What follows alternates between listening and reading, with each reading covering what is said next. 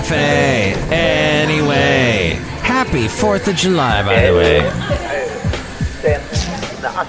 Mike's Daily Podcast. They didn't give me any work to do, so I think I will do my podcast for you. Does that work out for everyone? It's episode 1381-1381. It's Mike Matthews broadcasting from Cafe Anyway, located somewhere in Podcastro Valleyton, the last place on earth. Today, it's Shelley Schuhart, Floyd the Floorman, John Deere the Engineer. Plus, we get to the segment called Mike's Daily Podcast, the Newsbleed section. And I'm watching a fascinating thing on C-SPAN. It's Mike's Daily Podcast. A state park ranger guy talking, and he's also doing some walking and showing you the Statue of Liberty, and C-SPAN has that posted on their website too for you to see, because I find the history of the Statue of Liberty, Mike's Daily Podcast, fascinating. And one thing he said was that she's got shackles on her feet. I didn't even realize that. That she's breaking free of the shackles and walking forward. So it's kind of like that episode of Doctor Who, where the Statue of Liberty ends up being one of the weeping angels, that if one of them touches you, they send you back in time to never reemerge again, and you die in the past.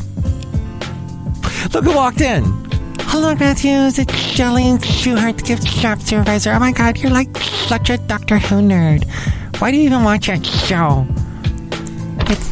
It's for British people, not you. What do you mean it's for British people, not me? Look who else walked in. Oh, Mike, this is Floyd the Floorman. And this is John Deere the Engineer. Yes, Mike. Why? Why? Yes, why? Well... And here's today's podcast picture. Why anything? Why ask why? Bud Dry. That was such a great ad campaign. I was thinking of an ad campaign for Edward... What's his name? The one that did the Scream. Is it Munch? He's the one that did the Scream. You know that painting of the person on the bridge screaming? And, okay. I think it's an emoji, too. They're showing his exhibit at the SF MoMA. And I was thinking that would be an awesome... Yeah, Edvard Munch, a Norwegian painter and printmaker whose intensely evocative treatment of psychological themes built upon some of the main tenets of late 19th century symbolism and greatly influenced German expressionism in the early 20th century. You could say in your ad campaign, wanna go on an Edvard excursion? Ready for a munch a bunch with Edvard Munch.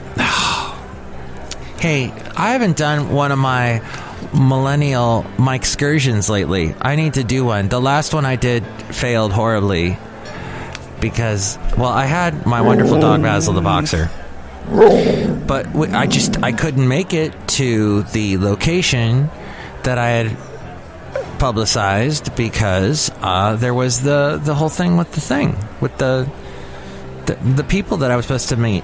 Nick and Stephanie they couldn't make it, so I had to wait for them. And hey, next time, you know what? Let's do a Mike excursion tonight. If you're a millennial and you'd like to participate, if you're a millennial at heart and you'd like to participate. The reason why I call it a millennial Mike excursion is because millennials like to go on excursions. They pay good money to go on trips and such, and places and things, and see things, and experience things. And I feel millennials would want to experience a Mike excursion with me and my dog Basil the Boxer.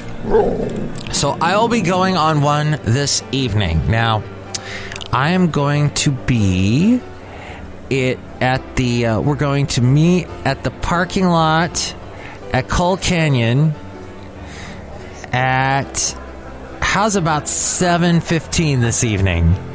Yeah, let's do that. About 7:15, 7:20. Let's make it around there. And I will meet you at the parking lot of the wonderful Cull Canyon Park. And you can walk with Basil the Boxer and me as we are going to be enjoying our 4th of July evening, walking up to the top of Columbia, or almost the top, to the park there, and watching the fireworks. Because you can see a pretty good, from that vantage point, you can see San Leandro and Hayward and Union City off in the distance in Fremont, and we'll be able to see some of the fireworks going off. So that's the Mike excursion plan for this evening. Bring a coat. It might get a little windy and chilly. And if you get injured during this Mike excursion, Mike Matthews is completely unresponsible. Wait, he's not responsible for you. That's what he's saying. That damn Mike. Anyway, what else were you going to say, John Deere, the engineer? Yes, I was going to say the Statue of Liberty is an incredible feat of engineering. Mm-hmm. That's right. You know, that statue is so firmly built into that island that, like, one time there was the waters raised up, and it was fine. I mean, we could have total global warming. Didn't it survive The Day After, or whatever that... What was that movie? The Day After Tomorrow. That was that one with Dennis Quaid, and it was entirely too much for me. I watched it. I remember watching it on my birthday about 9 years ago, and going, "Why? Why am I watching this?" Oh, because of my ex-wife's father watched all that stupid high adventure disaster movie, explosions. He loved all that crap. Just total action movies. Anything with Sylvester Stallone or Tom Cruise, he had to watch it. The point being, Statue of Liberty is a very beautiful island. A very beautiful place. I did not actually go inside the statue when I was there. I thought it was too expensive, the line was too long, and I was more interested in just walking around the island, taking it in, seeing it from outside. That was good for me. And then I also wanted to go to Ellis Island. And just, it was a hot day. We were with friends, that's right. My ex-wife and I, we were with Bob and Georgia. They are the parents of the girl that says, "Here's today's podcast picture," and the end of the show, she says "See you next time, bye." That would be Ariel. So New York was a wonderful trip. I would not want to live there, and I don't understand young people that want to live there. They think that's the holy grail to make it there. That's the achievement, the peak. When it's so expensive, you're just... I don't know, you put that on a resume, sure, but it's a nice place to visit. As is San Francisco, a nice place to visit, but I would not want to live there. I enjoy Podcastro Valley, and I enjoy you listening to the show. The last time I was talking to you from Podcastro Valleyton, I wanted to talk about predictive texts, and I got sidetracked, per usual. But I wanted to mention what I meant by predictive text, and now we have autocorrect on our smartphones. Predictive text, of course, trying to help you when you are typing, texting away. Gives you suggestions. I was thinking that more along the lines of this about texting, and that is when you are trying to... Well, when you're talking to someone in text, and they haven't texted you back. You've sent them a message... They sent you a message, you sent them one back, and then they haven't sent you anything back. And I almost, in my head, I go, I know what this person's going to say. They're going to say, "Sounds good," or "Okay," or "LOL," or you just know exactly what they're going to write back. That kind of predicting text, that premonition text, I find fascinating. Do you have that too? Can you predict what people are going to... And then ding... You get the text and you look, oh, you were completely right. That's what that person was going to write. I'm also then pleasantly surprised when I'm wrong, but predictive text. And then today when I was walking Basil the Boxer, we were walking past this guy's house. He lives down the street from me. He's probably in his 80s. And he was saying hi to me, and he's seen Basil many times. And he was complaining about the weeds on his front lawn. And may I say to you, dearest brother or sister, or whatever you are, that there were no weeds on his... I don't know what he was complaining about. They were the tiniest things. But it made me think about, as we get older and we retire, and he's got everything, he's got everything he ever needs, his family's close by. But these weeds on his front lawn, which are basically non-existent, was his big task. And he had a big shovel in his hand, and he goes, I have to take care of these weeds. And they were the kind of weeds you could just basically step on and move with your foot, and they were gone. But I thought to myself, what worries we have. Well, I did have a small worry yesterday with Basil the Boxer as I was walking him at the Hayward Regional Shoreline. And I'll have to post a picture from that maybe this week, because there were... remember earlier, I think it was last week, I posted a picture of one of my neighbors has a bunch of artichokes growing in her front lawn, her front yard, and they are blooming right now. That purple hair is blooming out the top of the artichokes. And I posted a picture of that and put it on Instagram, and all of a sudden the Artichoke Society is following me on Instagram. But yesterday at the Hayward Regional Shoreline, there were wild artichokes growing, and that was an amazing sight. I got a picture with Basil the Boxer and the artichokes. That was cool. But Basil almost broke his leg yesterday because there's a jetty along there, a bunch of rocks that help push the bay, keep the bay from eroding land, because you're right there by the bay. And I told him to get on one of the rocks, and he got on it and totally slipped. It was like, no! And he kind of hit his leg as he was slipping. And then when he was on the ground again, he was limping. And I thought, oh, this is terrible. Oh, no, poor dog. And he was holding it up for a little bit. But then it was fine. And you just... that's the one thing that drives me nuts about pets, is when they get sick or they get hurt. And they can't tell you what's wrong. But that's part of life. Everyone gets sick. Unfortunately, it's a part of life and living things. And I'm getting into a really weird, deep, I don't know, spot of this show. But I'm glad he's all right.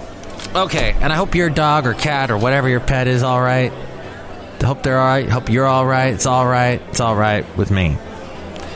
And Matthew McConaughey says, all right, all right, all right. All right, all right, all right. Check out the website that's all right. It's MIKEs-DAILY-PODCAST.com. All the links to the past shows and past podcast pictures. And if you'd like to help out the show through the Amazon link, click on that and buy whatever it is you're going to buy, and that helps us out, makes us happy. Also a PayPal link too. Hey, you know what? It's all there at MIKEs-DAILY-PODCAST.com. Check it out. Okay.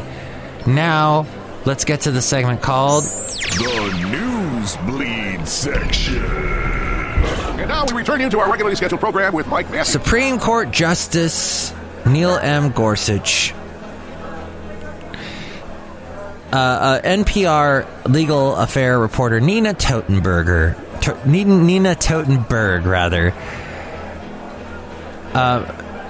she was doing a story about Neil Gorsuch's voting record, and then she dropped this interesting bit of news about Justice Anthony M. Kennedy. Now, Kennedy is the swing vote.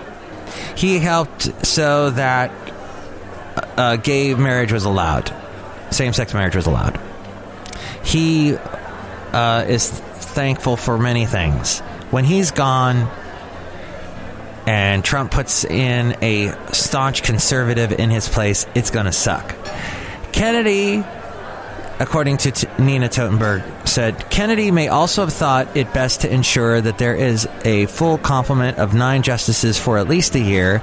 He could even have been put off by President Trump's tweets about the judiciary, but it is unlikely that Kennedy will remain on the court for the full 4 years of the Trump presidency.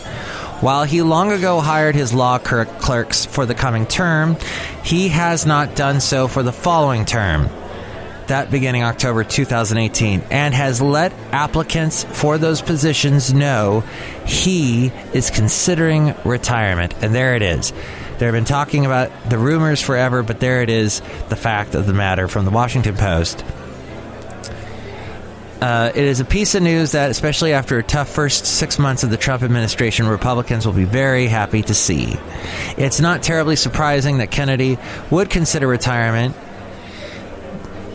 They thought that maybe he was going to even announce it last week. People were thinking that. But this looks like a pretty good indicator that it will come at some point in the Trump presidency. The upshot is that it could mean that the Democrats wouldn't have a chance to unseat Trump before the next big Supreme Court vacancy comes along. And not only that, but it would seem that they may not have a chance to stop it the other way with the Senate majority. As you know, the filibuster's gone. So it is not good news. And even if the vacancy is filled after the midterms, Democrats face a very difficult map in 2018. To win 3 seats and the Senate majority, they effectively need to win the 2 competitive states on the map, Arizona and Nevada, along with a very red state like Texas. And they also have to successfully defend a bunch of Trump states where Democrat incumbents are up for election. And in the recent elections, replacing some of the Republicans that left to be on Trump's team, in Trump's administration, all of those went to Republicans. So not looking good for Democrats at all. We need to rebuild the party. But let's say this first. This is probably way more pressing news, and that is North Korea said today it has successfully test launched a first intercontinental ballistic missile, or an ICBM, with some analysts saying that it could put all the U.S. state of Alaska in range for the first time. U.S. television networks Fox News and NBC said U.S. officials had told them they believed Tuesday's test was of an ICBM. The launch on the eve of Independence Day took place days before leaders from the group of 20 nations were due to discuss steps to rein in North Korea's weapons program, which it has pursued in defiance of UN Security Council sanctions. North Korea's state media said the launch was ordered and supervised by Kim Jong-un. North Korea has said it is working to develop a nuclear-tipped missile capable of striking the U.S. mainland. Something that Donald Trump vowed in January would never happen. Speaking of Trump, whether by whim or design, Donald Trump keeps adding fuel to his Twitter battle against the media.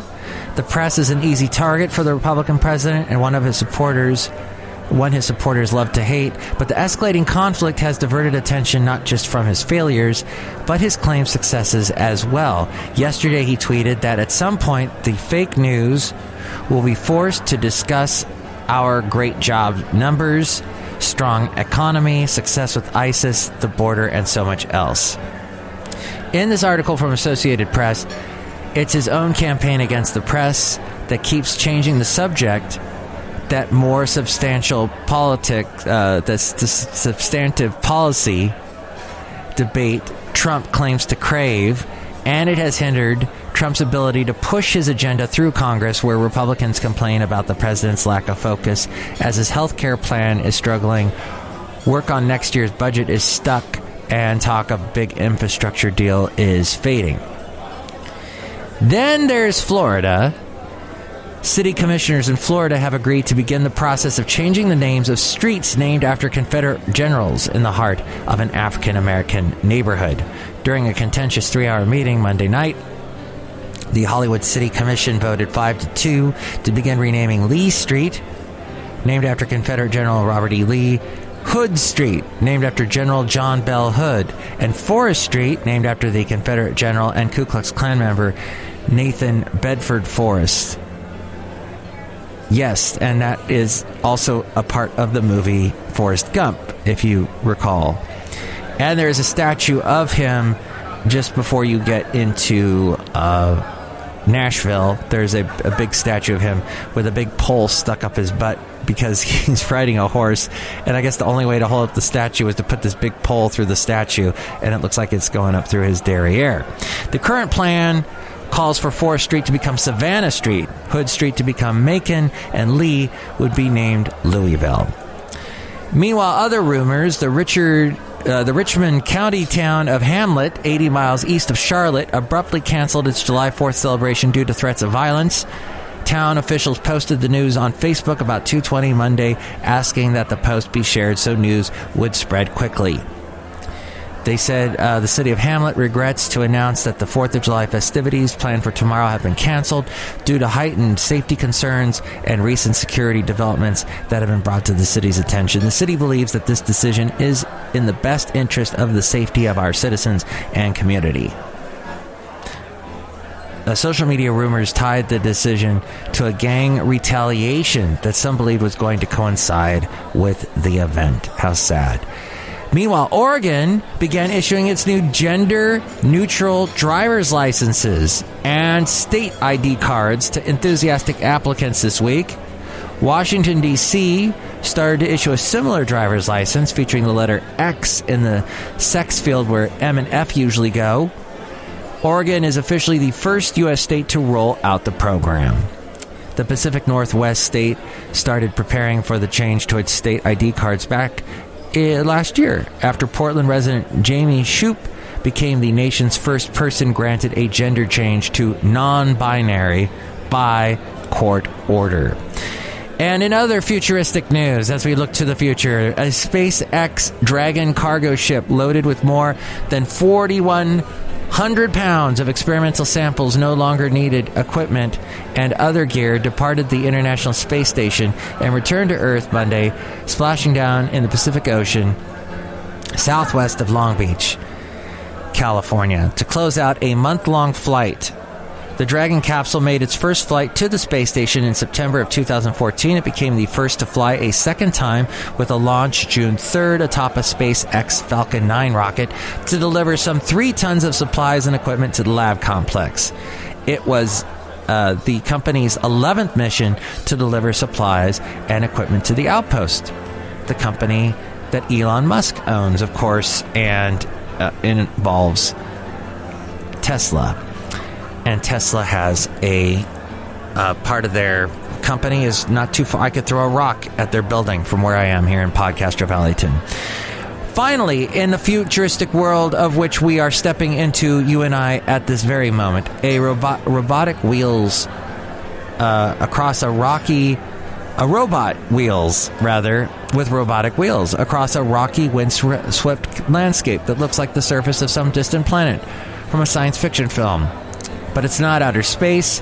It's on the slopes of Europe's most active volcano. Mount Etna in Sicily is a test bed for the approximately 3-foot-high, 4-wheeled machine ahead of a future mission to the moon. It is being conducted by the German Aerospace Center, the agency which runs Germany's space program. The program has enlisted experts from Germany, Britain, and the U.S., and Italy to research ROBEX, which stands for Robotic Exploration of Extreme Environments, with the aim of improving robotic equipment that will be used in space. As we go outside a cafe anyway, we're bringing you Mike's Daily Podcast somewhere in Podcastro Valley, and I was talking a little bit about robots when I was talking about Brooks and Mecca Music on the Sunday show.